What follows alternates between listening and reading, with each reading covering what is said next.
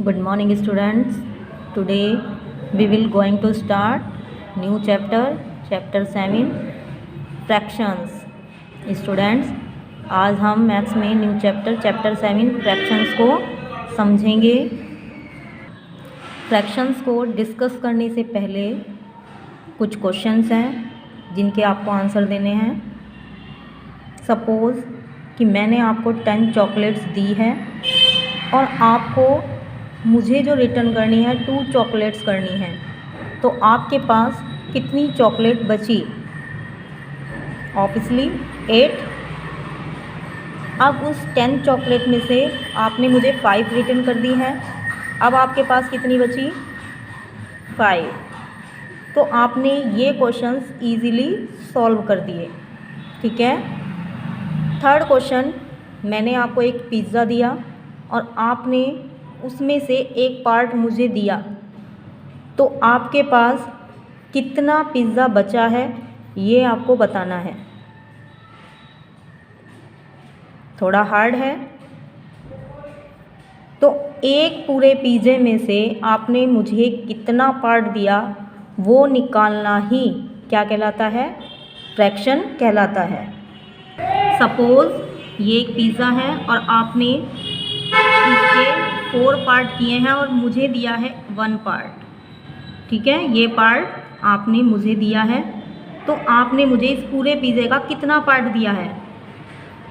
इस पूरे पिज़्ज़े के 4 पार्ट हैं और आपने मुझे 1 दिया है, तो 1/4 पार्ट आपने मुझे दिया। जो आपने मुझे दिया उसे ऊपर लिखना है और टोटल पार्ट इस पिज़्ज़े के हैं 4, उसे नीचे रखेंगे। 1/4 को हम मैथ्स में क्या बोलेंगे? फ्रैक्शन। इस फ्रैक्शन में 1 को हम बोलेंगे न्यूमरेटर, 4 को डिनोमिनेटर। फ्रैक्शंस का जो ऊपर वाला नंबर होता है उसे हम न्यूमरेटर बोलते हैं, नीचे वाले नंबर को डिनोमिनेटर बोलते हैं। और ये 1/4 एक फ्रैक्शन है जिसमें न्यूमरेटर और डिनोमिनेटर होता है। We know that जिस नंबर में न्यूमरेटर और डिनोमिनेटर हो उस नंबर को हम क्या बोलेंगे? फ्रैक्शन। Clear students? अब आपके पास कितना पार्ट बचा है इस पिज़्ज़े का? तो आप जो आपने मुझे दिया उसे छोड़ करके 1 2 3, तो आपके पास 3 पार्ट बचा है। टोटल पार्ट हैं 4, तो 3/4 पार्ट आपके पास रिमेनिंग है और आपने मुझे 1/4 पार्ट दिया है। तो ये जो नंबर हैं 1/4, 3/4, ये क्या कहलाएंगे? Fraction. Introduction to fractions. A fraction means a part of a whole. जो फ्रैक्शन है उसका मीन्स है a part of whole. Every fraction has a numerator and a denominator. प्रत्येक फ्रैक्शन में क्या होता है? न्यूमरेटर होता है और डिनोमिनेटर होता है। जैसे एग्जांपल है 3/5, तो हम इसे कैसे रिप्रेजेंट करेंगे? 3 न्यूमरेटर है और 5 डिनोमिनेटर है। Clear student? In a fraction 3/5, 3 is a numerator and 5 is a denominator. It represent 3 out of 5। आप 3/5 को बोल सकते हैं 3 out of 5। Next, the shaded part of each adjacent figure represent 3/5। ये कुछ फिगर्स दी गई हैं, इसमें फ्रैक्शन 3/5 रिप्रेजेंट हो रहा है। क्लियर? सर्कल दिया हुआ है, इस सर्कल के इक्वल कितने पार्ट्स किए गए हैं? 5। और कितने पार्ट्स में शेड है? 1 2 3 पार्ट में।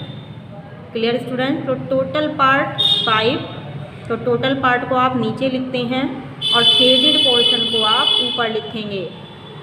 तो आपका फ्रैक्शन हुआ 3/5, यानी कि 5 पार्ट में से 3 पार्ट में आपके शेड है, तो 3/5 फ्रैक्शन होगा।